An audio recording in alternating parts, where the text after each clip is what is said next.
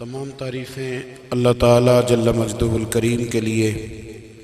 दुरूद व सलाम नबी करम नूर मुजस्सम शफ़ी मुअज़्ज़म अहमद मुज्तबा जनाब हज़रत मुहम्मद मुस्तफ़ा सल्लल्लाहु ताला अलैहि वसल्लम की ज़ाते वाला सिफ़ात के लिए हम्द व सलात के बाद,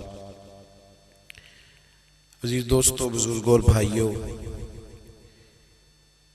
इंसान खाए पिए सोए जागे तो उसके जिस्म की ज़रूरियात पूरी होती हैं,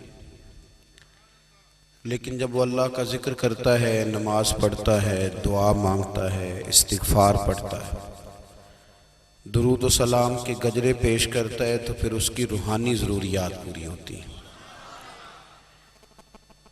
आज जिस ज़माने में हम वक्त गुजार रहे हैं, लोगों की जिस्मानी ज़रूरियात पूरी करने के लिए, ग़िज़ाई ज़रूरियात पूरी करने के लिए बहुत सारे बंदोबस्त किए जा रहे हैं, लेकिन जितना लोग अपनी ज़ाहिरी ज़रूरियात में ख़ुद कफ़ील होते जा रहे हैं, उतना ही ज़्यादा वो रूहानी तौर पर कमज़ोर होते जा रहे हैं।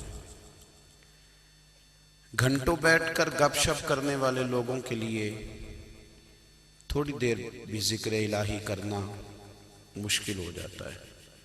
लंबी चौड़ी बातें करने वाले, लंबे चौड़े दलाइल देने वाले लोग और समझदार लोग और सियाने लोग इबादत के मामले में सुस्ती करते हैं, अमल के मसले में कमज़ोर हो जाते हैं। तस्बीहात करना, वज़ाइफ पढ़ना, दुरूद व सलाम पढ़ना, कम बोलना, सच्ची बात करना, सब्र से रहना, शुक्र को अपनाना, कनात इख्तियार करना, हसद, बुग़ज़, अदावत से बचना, ये लोगों के लिए मुश्किल हो जाता है। फिर उसका नुकसान ये है कि मुआशरा एक अजीब सी बेसुकूनी और बेकरारी का शिकार है। जेब में बहुत ज़्यादा पैसे रखने वाला, खुश शक्ल नज़र आने वाला, पेट भर के रोटी खाने वाला शख्स भी ढूंढता फिरता है कि आखिर मैं परेशान हूँ क्यों। आप इंसानियत की तारीख पढ़ेंगे तो आपको मालूम होगा कि इंसान ने कभी पत्थर की पूजा की, कभी माज़अल्लाह चाँद सूरज की, दरख्तों की, बुतों की पूजा की। माज़अल्लाह ये गलत डायरेक्शन पे तो चढ़ गया, लेकिन ऐसा नहीं है कि कोई बंदा दुनिया में आया हो और किसी की उसने इबादत ना की हो। इसलिए कि अल्लाह तबारक व तआला ने जिस तरह हमारे जिस्म में खाने की तलब रखी है, पीने की तलब रखी है, सोने की तलब रखी है, इसी तरह अल्लाह ताला ने इबादत के लिए तलब रखी है जिस्म में। ये तो हुआ कि इंसान गुमराह हो गया, गलत रस्तों पे चल निकला, उसने झूठे माबूदों की तरफ माज़अल्लाह तवज्जो कर ली, लेकिन वो किसी न किसी के सामने झुकता रहा, क्योंकि उसके वजूद में तलब थी, शौक था उसे कि वो इबादत करे। अल्लाह तबारक व तआला जब मुसलमान को तौफीक दे और अल्लाह की बारगाह की जानिब वो रुजू करे, तो फिर उसका रवैया ये होना चाहिए कि उसकी तवज्जो हो अल्लाह की जानिब। हमारे यहाँ तस्बीहात पढ़ ली जाती हैं अगर कभी मौका मिले, लेकिन वो ख़ास इन्हिमाक, वो ख़ास शौक़, वो ख़ास ज़ौक़ अल्लाह तबारक व तआला की इबादत का। एक होता है नमाज पढ़ना, एक होता है एहतमाम के साथ नमाज पढ़ना, यानी ज़रा वक्त पे उठना, ज़रा सही करके वज़ू करना, ज़रा शौक़ से मुसल्ला बिछाना। एक होता है तस्बीह पढ़ लेना, और एक होता है ज़रा थोड़ा सा ना शौक़ के साथ अल्लाह को याद करना। आप कभी जो मैंने आय करीमा पढ़ी, इसकी आप शान नज़ूल देखें। नबी करीम सल्लल्लाहु ताला अलैहि वसल्लम के ना कुछ सहाबा अल्लाह की मोहब्बत के शौक़ में हुजूर की बारगाह में हाजिर हुए, और उन्होंने आके अर्ज़ पता क्या किया, अर्ज़ करने लगे या रसूल अल्लाह सल्लल्लाहु ताला अलैहि वसल्लम, सालों बीत गए हैं सजदे करते हुए, हुजूर सालों बीत गए हैं तस्बीह पढ़ते हुए, सालों बीत गए कहते हुए कि सुबहान अल्लाह वो पाक है। हमें सालों बीत गए ये कहते हुए कि अल्लाहु अकबर वही सबसे बड़ा है। सालों बीत गए कहते हुए कि अल्हम्दुलिल्लाह सारी तारीफ़ें अल्लाह के लिए। सालों बीत गए उसकी तस्बीह करते, तहलील करते, तकबीर कहते। हुजूर अब ना हमारा अपने रब से मिलने को जी चाहता है। कभी यह हकीकत मुंतज़िर नजर आ न लिबास मजाज में, लाखों सजदे तड़प रहे हैं मेरी जबीने नियाज में। और इकबाल कहने लगे कि तेरे इश्क की इंतहा चाहता हूँ, तू मेरी सादगी देख क्या चाहता हूँ। मेरा ज़रा सा तो दिल है मगर शोख इतना, मैं वही लन तरानी सुना चाहता हूँ। मेरा भी दिल करता है कि अल्लाह मैं तुझे कहूँ मैं तुझे देखना चाहता हूँ, जिस तरह हज़रत मूसा कलीम अलैहिस्सलाम ने कहा था, और तू मुझे कहे कि लन तरानी तू नहीं देख सकता। ज़रा सा तो दिल है मगर शोख इतना, मैं भी वही लन तरानी सुना चाहता हूँ। फिर कहने लगे भरी बज़्म में राज की बात कह दी, बड़ा बेअदब हूँ सजा चाहता हूँ। देखो सब लोगों के बीच ही मैंने ये कह दिया। मेरे अजीज सहाबा ना शौक में, कितने सारे लोग हैं आप, कितनी माशाल्लाह बड़ी तादाद में आप आए। हम भी कभी इस शौक में गए हैं कि हमारे रब को देखने को दिल चाहता है, हमारा जी चाहे वो कभी हमें मिले, हम कभी उसकी ज़ियारत करें, उसकी बारगाह करम में हम हाजिर हों। सहाबा ने अर्ज़ किया या रसूल अल्लाह सल्लल्लाहु अलैहि वसल्लम हमारा रब कहाँ है। हमारा ना अपने रब को देखने को जी चाहता है। जब सहाबा ने यह अर्ज़ किया तो अल्लाह ने कुरान मजीद नाजिल किया, फरमाया वइज़ा सालका इबादी अन्नी फ़इन्नी करीब। महबूब जब मेरे बंदे आपकी बारगाह में आके मेरे बारे में पूछे ना, तो उनसे कह देना मैं उनके करीब ही हूं, करीब ही हूं। दलील क्या है? आई इज़ादान, ये जब भी मुझसे दुआ मांगेंगे मैं इनकी दुआओं को कबूल फरमाऊंगा। मैं इनके करीब हूं, मैं इनके करीब हूं। ये जब भी दुआ मांगेंगे ना मैं कबूल करूंगा, मैं इनके करीब हूं। अल्लाह तबारक व तआला के बंदे अल्लाह से मोहब्बत करते, रब की बारगाह में झुकते, उसको अपने दुख सुनाते, उसके प्यारे महबूब सल्लल्लाहु ताला अलैहि वसल्लम का वसीला लेके उसके हुजूर हाजिर हो जाते, पेशानियां सजदों से रोशन होती। हम ना हर चीज के लिए वक्त निकालते हैं, हर चीज के लिए, लेकिन इबादत के लिए वक्त नहीं निकालते।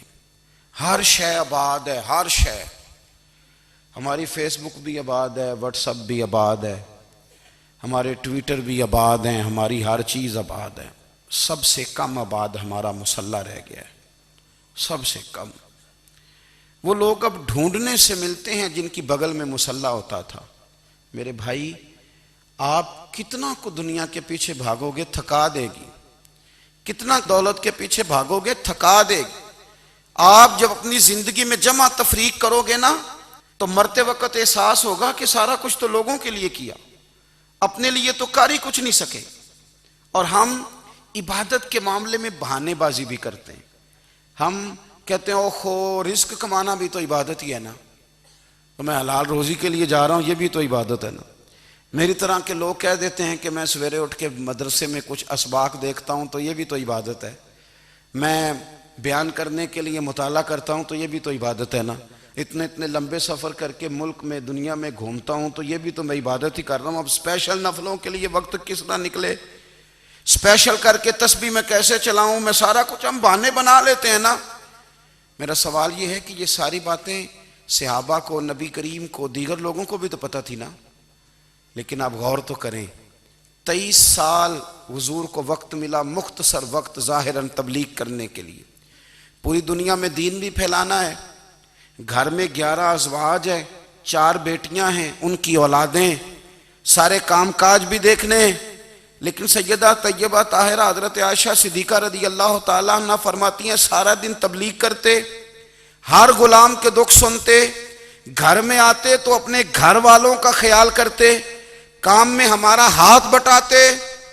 कुर्बान जाऊं, कहती हैं जमाना सारा सो जाता लेकिन आमना के लाल मुसल्ला बिछा लेते।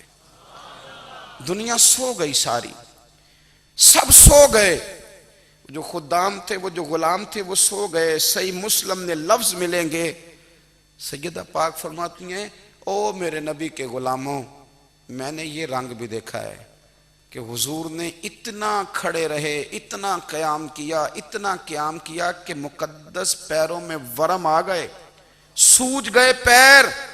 इतने बड़े दिल पे हाथ रख के नहीं बता सकता कि मेरे कभी नमाज में पैर सूज गए हों, कोई नहीं बता सकता। बच्चों की रोटी कमाते थक गए, बात अलग है। हम सैर करने गए तो थक गए, बात अलग है। लेकिन इबादत में ये भी तो मुस्लिम शरीफ है ना, ये भी तो दीन है ना, ये भी तो हुजूर की सुन्नत है, ये भी तो वो चीज है जो करीम की आंखों की ठंडक है। सैयदा फरमाती हैं पैरों में वरम आ गए और सारी रात ही हुजूर ने नमाज पढ़ी और एक ही आयत बार बार दोहराई। मस्जिद नबी में बिलाल हबशी ने फजर की अजान दे दी और हुजूर अभी मुसल्ले पे थे। करीम फारिग हुए, मैंने अर्ज की, या रसूल अल्लाह सल्लल्लाहु अलैहि वसल्लम, आपके तो सदके अल्लाह अगले पिछलों के गुनाह माफ करेगा, तो आप इतनी आहोजारी क्यों फरमाते हैं? आप तो शफी हैं, आप तो अंबिया के इमाम हैं। तो हुजूर ने फरमाया, आयशा तुमने गिनवाया है ना मेरे अल्लाह की मुझ पर कितनी रहमत है। अफला अकूना अब्दन शुकूरा, फरमाया अगर उसने इतनी नेमतें दी हैं तो क्या मैं उसका शुक्रगुजार बंदा ना बनूं? मैं शुक्रगुजार बंदा ना बनूं उसका? फिर अगर इतनी नेमतें उसने दी हैं, मुझे इतना नवाजा है, तो फिर मैं उसके सामने सजदे ना करूं? ओ मेरे भाई, बड़े काबिल फख्र लोग हैं हम कि हम नबी पाक के गुलाम हैं। हम काबिल फख्र हैं कि नबी करीम के गुलाम हैं। क्या कभी इस गुलामी के शुक्राने में भी दो नफल पढ़े कि या अल्लाह तेरा शुक्र है तूने हमें हुजूर का गुलाम बनाया? याद रखें कि अपनी रूहानी जिंदगी को आबाद करें, इस्तिगफार पढ़ें, तस्बीहात करें। हजरत अब्दुल्ला इब्न उमर रदी अल्लाह ताला अन्हो, हजरत उमर के साहिबजादे, मक्का मुकरमा में उनकी कब्र है। मैंने जब उन्हें पढ़ा तो मुझे उनसे बड़ा प्यार हो गया। लेकिन आपको पता है वहाँ जाके किसी शख्स का मज़ार तलाश करना या पूछना एक मुश्किल काम होता है। तो एक दफ़ा मैं मक्का शरीफ में हाजिर था, तो एक गाड़ी वाला ड्राइवर मुझे कहने लगा कि मौलाना मैं आपको जानता हूँ, मुझे आपसे मोहब्बत है, एक बात बताऊँ आपको। मैंने कहा बताओ। कहने लगे हज़रत अब्दुल्ला इब्न उमर की कब्र देखनी है। मैंने कहा ये तू नहीं कह रहा, ये किसी ने बंदोबस्त कराया है, ये अल्लाह ने तेरे दिल में बात डाली है, ये हो गया, तू ले चल मुझे। हजरत अब्दुल्ला इब्न उमर को नबी पाक ने फरमाया था राजुलुन सालिह, ये नेक बंदा है, ये मुत्तकी आदमी। हजरत अब्दुल्ला इब्न उमर रदी अल्लाह ताला अन्हु सैयदना फारूक आज़म रदी अल्लाह ताला अन्हु के साहिबजादे हैं और इनकी हमशीरा सैयदा हफ्सा रदी अल्लाह ताला अन्हा हुजूर की ज़ौजा मोहतरमा है। एक दिन अपनी हमशीरा से कहने लगे कि नबी करीम सल्लल्लाहु ताला अलैहि वसल्लम घर में आए ना, और अगर हुजूर गम उम्मत में परेशान ना हो, तबीयत को हशाश बशाश देखो, तो ज़रा पूछना तो सही हुजूर का मेरे बारे में क्या ख्याल है। पूछना तो सही कि करीम की बारगाह में मेरा क्या मकाम है, मेरे बारे में हुजूर क्या फरमाते हैं। अब बहन को काम बताए और बताए भी भाई, और फिर बहन वो काम ना करे, ये तारीख में होता नहीं। हज़रत उमर फारूक रदी अल्लाह ताला अन्हु की साहिबजादी उम्मुल मोमिनीन रदी अल्लाह ताला अन्हा फरमाती हैं कि मैं तो बस मुंतज़िर थी। उन्होंने तो कहा था ना कि अगर तुम हशाश बशाश देखो तो बात करना, लेकिन हुजूर तशरीफ़ लाए, मेरी बारी थी, मेरे घर तशरीफ़ लाए, खाना पेश किया तो फ़ौरन मैंने अर्ज़ की हुजूर एक बात पूछनी थी। तो हुजूर ने फरमाया पूछिए। मैंने अर्ज़ की हुजूर मेरे भाई अब्दुल्ला इब्न उमर के बारे में आपका क्या ख्याल है? नौजवानों मेरी बात पे गौर करना, मेरे भाई के बारे में आपका क्या ख्याल है? तो नबी करीम सल्लल्लाहु ताला अलैहि वसल्लम ने मेरी तरफ देखा और फिर हुजूर ज़ेरे लब थोड़ा मुस्कुराए। और बरेली के इमाम कहते हैं कि हुजूर मुस्कुरा देते थे ना, तो जो बड़ा दुखी होता था वो भी हंस पड़ता था। अब सवाल पैदा होता था कि फिर तो उस मुस्कुराहट के लिए इंतज़ार करना पड़ता होगा कई कई महीने के हुजूर मुस्कुराएं तो रोने वाले हंसें। तो आला हज़रत फरमाते नहीं, इंतज़ार नहीं करना पड़ता, ये मुस्कुराते रहना तो हुजूर की आदत है। जिसकी तस्कीन से रोते हुए हंस पड़े उस तबस्सुम की आदत पे लाखों सलाम। यानी ये तो आदत है हुजूर की मुस्कुराते रहना, इसके लिए इंतज़ार नहीं करना पड़ता।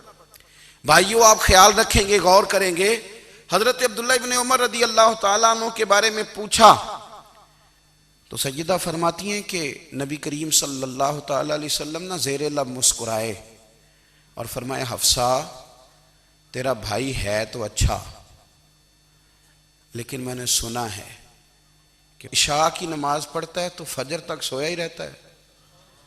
ओ नौजवानों, 10 बजे तक सोने की बात नहीं हुई, 9 बजे तक सोने की बात नहीं हुई, 11 बजे उठने की बात नहीं। हुजूर फरमाने लगे मैंने सुना है कि इशा की नमाज पढ़ के सो जाता है और फजर तक सोया ही रहता है, उसे चाहिए कि तहज्जुद के वक्त उठा करे, अल्लाह की बारगाह में हाजिर हुआ करे, आहोजारी करे, सजदे करे, इबादत करे। उठता है और फजर में जाके उठता है। हजरत जनाब अफसा रदी अल्लाह तआला अन्हा कहती है मैंने जनाब अब्दुल्लाह इब्ने उमर को पैगाम दिया और मैंने कहा मेरे जवान भाई सुन, नबी पाक ने फरमाया है तो अच्छा पर तहज्जुद में नहीं उठता, नफल नहीं पढ़ता।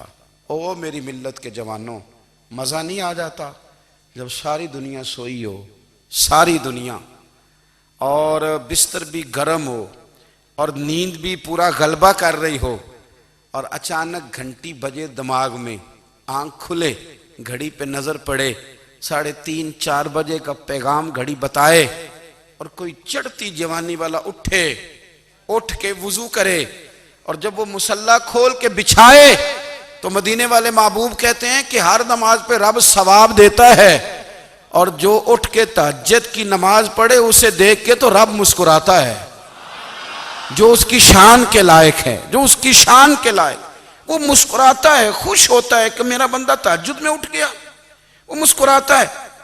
काश हमारी सुबहें कभी अपने मालिक के नाम हो जाएं, काश के सुबह। हजरत अबुल हसन रहमतुल्लाह ताला अलैह हजरत माज इब्ने जबल रदी अल्लाह ताला अन्हु के पास बैठा करते थे। फरमाते हैं उनसे जो प्यार बढ़ा तो फिर मेरा मुसल्ले से भी बढ़ गया। ताबी हैं, फरमाते हैं सहाबी रसूल से मोहब्बत हुई तो जिक्र से भी हो गई, फिर दुरूद शरीफ से भी हो गई। मोहब्बत उनसे बढ़ी तो फिर अल्लाह ने मस्जिद का प्यार भी बढ़ा दिया। आप फरमाते हैं कि मेरी हर वक्त तबीयत चाहती थी कि बस अल्लाह अल्लाह करूं, बस अल्लाह अल्लाह करूं, बस ना मैं ज़रा थोड़ी जान छुड़ाऊं लोगों से, कुछ 10 मिनट मिले तो मैं कुछ 4 नफल पढ़ लूँ, मैं थोड़ा सा ना बचूं लोगों से और मुझे तस्बीह मिले तो मैं ना कुछ 400-500 दफ़ा इस्तिग़फ़ार पढ़ूं, सुभान अल्लाह, अल्हम्दुलिल्लाह, अल्लाहु अकबर, ला हौला वला कुव्वता इल्ला बिल्लाह, मैं ना तस्बीहात पढ़ूं।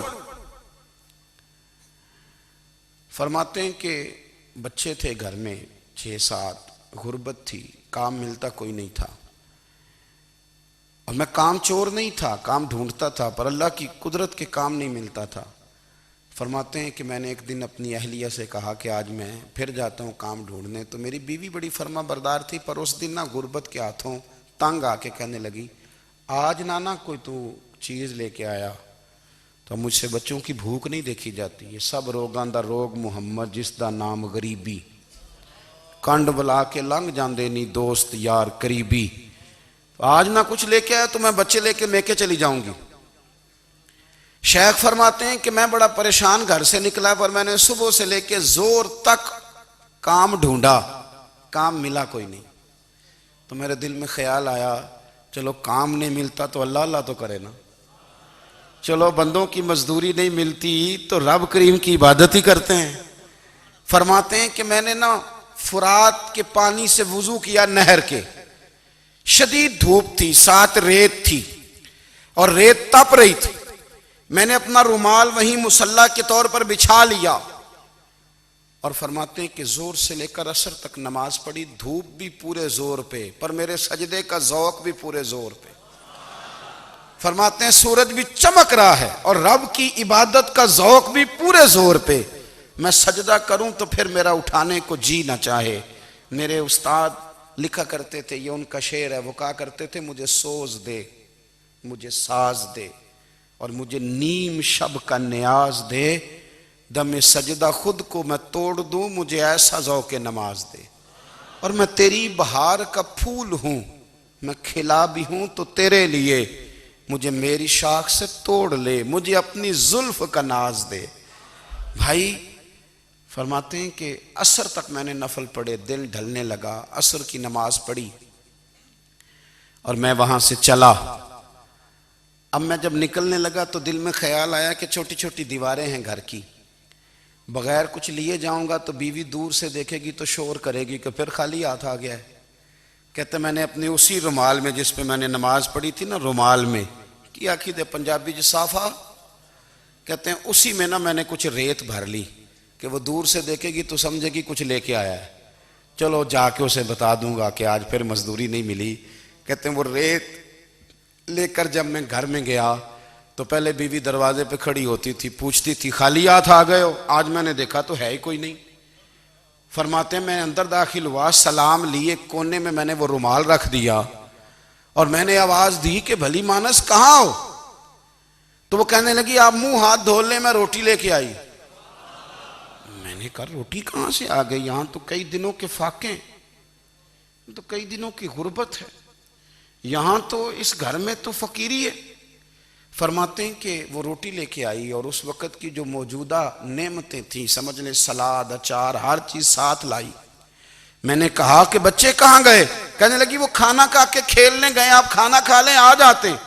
खाना उसने चुन दिया। मैंने हैरत अंगेज लहजे में सारी नेमतें अपने दस्तरखान पे देख करके बीवी से पूछा ये कहां से आया खाना? बच्चों को तूने कहां से खाना खिलाया? ये सारा कुछ कैसा है? तो कहने लगी पता नहीं आज आप किस करीम की मजदूरी करने चले गए थे, पता नहीं किस करीम की। मेरे घर में तो इतनी नेमतें आई हैं कि मुझसे संभाली नहीं जा रही, इतना अनाज है, इतना गंदुम है, किस करीम के दरवाजे आज चले गए थे? ये कहते कहते वो उठी और उठ करके कहने लगी पहले बड़ा कुछ आया था, अब क्या ले आए हो? और जा करके ना उसने वो रेत वाला रुमाल खोला, कहने लगे मैं तो लेके आया था रेत, तो मेरे रब ने उसे भी सोने और हीरे बना दिया था। जब आपकी तवज्जो अल्लाह की जानी, मेरे नबी पाक सल्लल्लाहु ताला अलैहि वसल्लम ने फरमाया हर चीज अपने रब से मांग, हर चीज मांग, हर चीज मांग। या रसूलल्लाह क्या कुछ?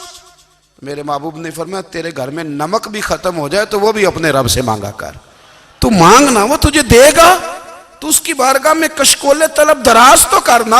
और तिरमिजी शरीफ में अजीब लफ्ज है, रसूल कायनात ने फरमाया, रब करीम फरमाते हैं जब मेरा बंदा हाथ उठाता है ना तो मुझे हया आती है कि मैं खाली कैसे लौटा दूं इसके।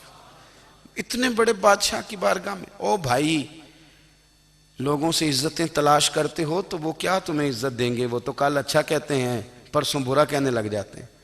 लोगों के सामने गुड बुक में आना चाहोगे तो वो तो सवेरे तुम्हारे बारे में कुछ कहेंगे, शाम कुछ और कहेंगे। अपनी रूहानी जिंदगी आबाद करें, अपने मुसल्ले को वक्त दें और दुनिया से छुप कर इस मोबाइल को बंद करके और अपने आप से भी छुप के और तन्हा होके छुपा के सारा कुछ अपने आंसू अपने रब की बारगाह में पेश करें, उसके हुजूर हाजिरी दें। सुनो ना तिरमिजी की हदीस और इसे याद रखना। नबी पाक अलैहिस्सलाम ने फरमाया अपने दुख लोगों के सामने ना बयान करना, सेठों नवाबों को ना बताते फिरना, दुनियादारों के सामने जाके ना रोना कि मैं तकलीफ में हूं। फरमाया अगर दुनियादारों को दुख बताओगे रब तुम्हें कभी गनी नहीं करेगा। और लोग हैं कि उल्टा मजाक उड़ाएंगे। आपकी जिससे बड़ी पक्की यारी है ना, पक्की, वो तब तक पक्की है जब तक आपने 50,000 मांगा नहीं। और जिस वक्त आपने कह दिया कि मैं मजबूर हूं मेरी मदद कर, तो फिर खत्म हो गई दोस्ती। लोगों की ताल्लुकात आपके साथ तब तक हैं जब तक आप उनसे कोई जरूरत वाबस्ता नहीं करते। करीम महबूब फरमाने लगे बंदों के सामने दुख ना बयान करना, अल्लाह तुझे कभी गनी नहीं करेगा। तो अपने दुख अपने रब को बता, तू दुआएं मांग, तू उसकी बारगाह में हाजिर हो, तू उसके हुजूर अर्ज कर। फरमाया अपने दुख अपने रब को बता, वो जल्दी करे या देर से करे तुझे सारी दुनिया से बेनियाज कर देगा, तुझे किसी का मोहताज नहीं रहने देगा। अपने मुसल्ले को, अपनी दुआओं को। एक बुजुर्ग फरमाते, मैंने दुआ मांगने का तरीका अपनी बीवी से सीखा। दुआ मांगने का तरीका अपनी, सीखने वाले तो अपने बच्चों से भी सीख लेते हैं, सीखने वाले तो हर एक से सीखते हैं। वो कहते हैं मैंने दुआ मांगने का सलीका अपनी बीवी से सीखा है। हजरत वो किस तरह? फरमाने लगे, मेरी बीवी ने ना मुझे कोई काम बताया, कुछ पैसों की ज़रूरत के लिए कहा, तो मैंने उसे कहा कि भाई अभी मेरे पास नहीं है, कुछ दिनों में आते हैं तो मैं दे दूंगा। औरतों की आदत होती है, वो बार बार याद कराती हैं। 2-4 दिनों के बाद फिर उसने कहा, हजरत वो मैंने कहा था कुछ पैसे, मैंने उसे कहा कि अभी मेरे पास नहीं है, कुछ दिनों में मिलते हैं तो मैं तुम्हें दे दूंगा। उसने कुछ दिनों के बाद फिर कहा, हुजूर वो मैंने कुछ पैसे कहे थे।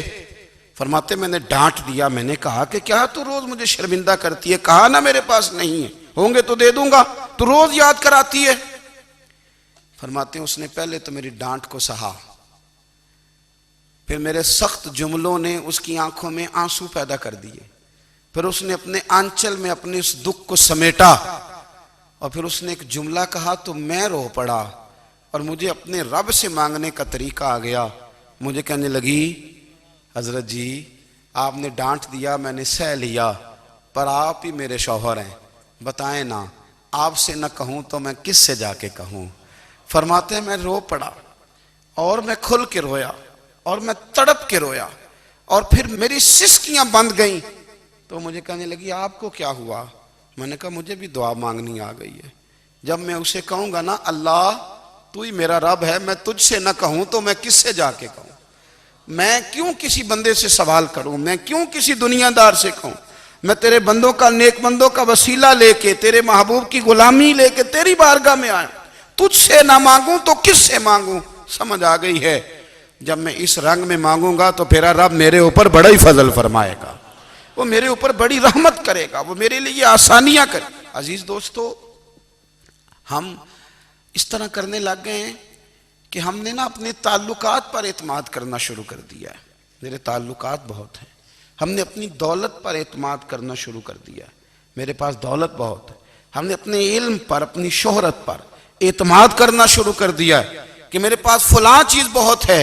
याद रखना, जब बेनियाज अपनी सिफ्ते बेनियाजी दिखाता है तो बड़ी बड़ी दौलतों वाले मजबूर नजर आते हैं। भाइयों, जब इंसान का रिश्ता अपने मालिक के साथ होता है फिर तो गम भी कुछ नहीं कहते, परेशानियां भी कुछ नहीं कहती, फिर तो जिंदगी सब्र वाली, फिर तो जिंदगी तवक्कुल वाली, फिर तो जिंदगी भरोसे वाली। फिर इंसान अपने आप को रुसवा नहीं करता, दुनियादारों से उम्मीदें उसकी खत्म हो जाती, उम्मीदें अल्लाह रसूल से लगा लेता है, मजबूत हो जाता है, मजबूत, ताकतवर हो जाता है, खुददार हो जाता है, बावकार बाइज्जत हो जाता है। हजरत बहलोल दाना रहमतुल्लाह अलैह बैठे थे तो हारून रशीद हज करके आ रहा था, तो रस्ते में हजरत शेख से मुलाकात हो गई। तो अस्सलामु अलैकुम के बाद कहने लगा, हुजूर कोई हुक्म हो तो बताइएगा। तो हजरत बहलोल दाना फरमाने लगे, तेरा रब कौन है? उसने कहा अल्लाह। तो फरमाया मेरा कौन है? कहा अल्लाह। फरमाने लगे तो बड़ा ही बेवकूफ है, क्या तू ये समझता है कि रब हारून रशीद को तो देगा और बहलोल दाना को भूल जाएगा? तेरा भी वही रब है, मेरा भी वही रब है। उसने अगर तुझे दे के आजमाया है तो हो सकता है मुझे ना दे के आजमा रहा हो। जब उसकी हिकमत के तकाजे होंगे तो अता करेगा और देगा। तू जा अपना काम कर। भाई, अपनी रूहानी जिंदगी, अपनी इबादत, अपने वज़ाइफ, अपने रोजमर्रा के मामलात, अपनी दुआएं, अपना इस्तिगफार। देखो, कोई मुश्किल काम तो नहीं, 2 रुकू हैं सूरह वाक़िया की, अगर रात को पढ़ ली जाए तो। मैं किस तरह ये बात बयान करूं कि तवीज़ बांटना आसान है और वजीफा बताना मुश्किल है। सारा दिन तवीज़ बांटें तो लोग लेने को तैयार हैं, और अगर आप वजीफा बताएं तो कहते हैं तो मुश्किल काम है। ओ खुदा के बंदे, अगर आपका ताल्लुक कुरान पाक के साथ मजबूत हो, कुरान पाक के साथ अगर आपका रिश्ता हो, लोग सिफारिशें ढूंढते हैं ना दुनिया में, कोई ताल्लुक मिल जाए तो मेरा काम हो जाए। दुनिया में इतना मुश्किल मामला है, आखिरत में मुझे बताइएगा कितना मुश्किल मामला होगा। मेरे नबी पाक सल्लल्लाहु ताला अलैहि वसल्लम ने फरमाया, जो लोग सूरह मुल्क पढ़ा करते थे ना, सूरह मुल्क, ये सूरत मुल्क क़यामत में उनकी सिफारिश करेगी। और इस तरह करेगी कि कहेगी ए अल्लाह यहाँ इस बंदे को जन्नत में दाखिल कर दे या मुझे कुरान पाक से अलहदा कर दे। तो रब फरमाएगा जा इसका दामन थाम के इसे जन्नत तक पहुंचाया। आप बात को समझें, जब आपके ताल्लुकात अपने मामलात के साथ मजबूत होंगे, ये नबी करीम ने वादा किया है कि तू सूरत वाक़या पढ़, तेरे घर में फाका नहीं आएगा। हज़रत अब्दुल्ला इब्न मसूद रदी अल्लाह ताला अन्हु बीमार थे तो हज़रत उस्मान गनी रदी अल्लाह ताला अन्हु तीमारदारी के लिए तशरीफ़ ले गए और जा कर के कहा कि आप बड़े बीमार हैं, आपकी बेटियां ज़्यादा हैं, मैं चाहता हूं कि ख़जाने में से कुछ मदद करूं। तो सैयदना अब्दुल्ला इब्न मसूद रदी अल्लाह ताला अन्हु उठ के बैठ गए और कहने लगे अमीरुल मोमिनीन, अल्लाह आपको मेरी तरफ से, मेरी बेटियों की तरफ से बेहतर सिला दे। मेरी बेटियों को किसी खजाने की ज़रूरत नहीं, मैंने उन्हें खजाना दे दिया है। कहा जनाब आपने कौन सा खजाना दिया है, मैं आपके माली मामलात को जानता हूं।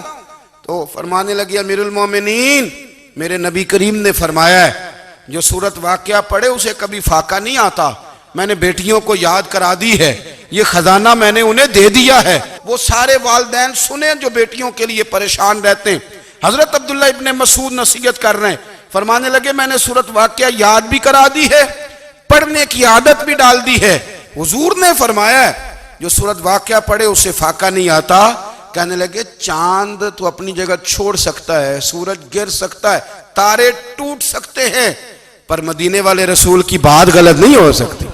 हुजूर ने फरमाया फाका नहीं आएगा तो इंशाअल्लाह कभी भी नहीं आएगा। करने का काम यह है कि हम अपने मामलात, अपनी इबादत, अपनी दुआएं, कभी 10 मिनट आदत हो जाए ना दुआ मांगने की अलहदा से रात को। हुजूर ने फरमाया जो फ़र्ज नमाज के बाद दुआ मांगे अल्लाह उसकी कबूल कर लेता है। नबी पाक सल्लल्लाहु ताला अलैहि वसल्लम ने फरमाया अल्लाह मुसाफिर की दुआ कबूल फरमाता है। हुजूर ने फरमाया अल्लाह मजलूम की दुआ कबूल फरमाता है। हुजूर ने फरमाया बीमार से दुआ कराओ अल्लाह उसकी दुआ कबूल फरमाता है।